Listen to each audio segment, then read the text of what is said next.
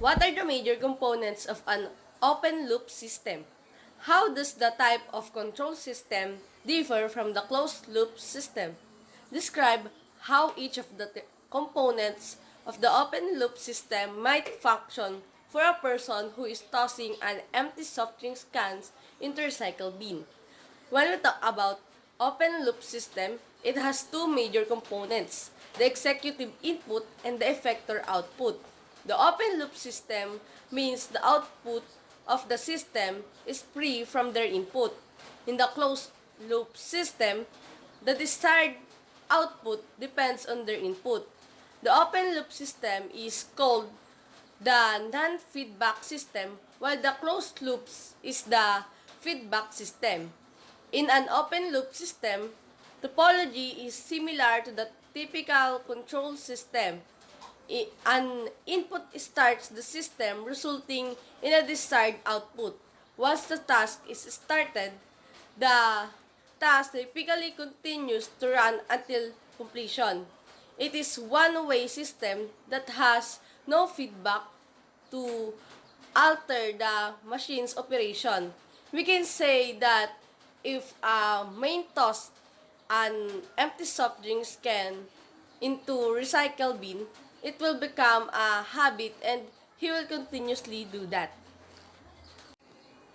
How do we know that a motor program exists? Discuss two of the three types of research evidence to suggest support for the motor program notion. How does each illustrate that individual plan their movements in advance? One of the most important ideas in motor control is that movements are controlled by an open-loop process with a centrally stored structure responsible for the grading, timing, and coordination of muscular activities necessary for skilled movement behaviors. The motor program idea has had many forms and it is difficult to characterize the various notions under this banner.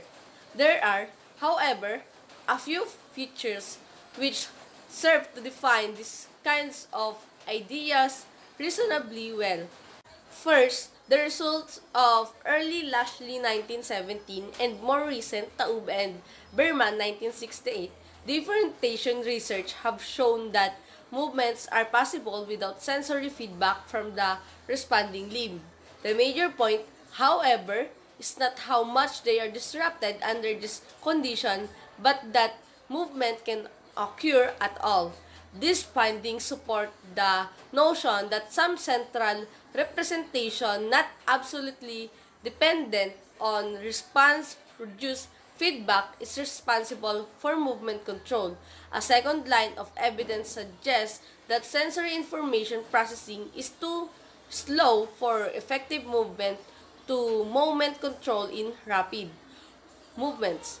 Considerable evidence show us that subjects who are suddenly and unexpectedly asked to change a movement in progress.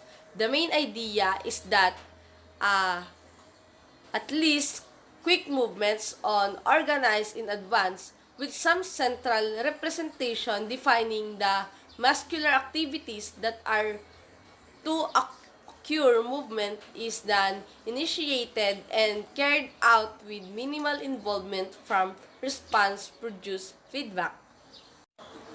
How do humans produce novel movements? Are such movements really new?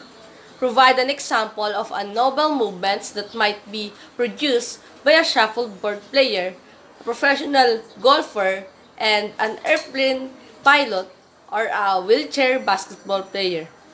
You've probably heard that golf swing are like fingerprints and each player's is different. That can be discouraging because it seems like no advice you might get would be perfect just for you. But the takeaways from all the numbers crunching we've been doing strongly suggest otherwise.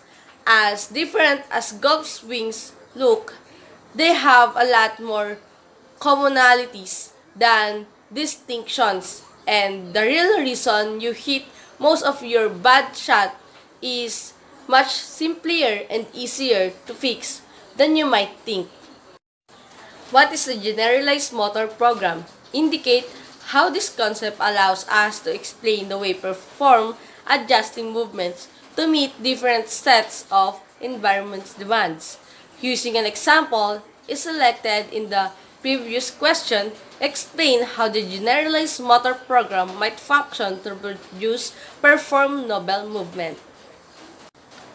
A generalized motor program is thought to develop over practice and provide the basis for generating movement sequence with a class of movements that share the same invariant features such as sequence order, relative timing, and relative force. The specific movements are produced by the pre-movement specification of movements, parameters like absolute timing, absolute force, and effectors.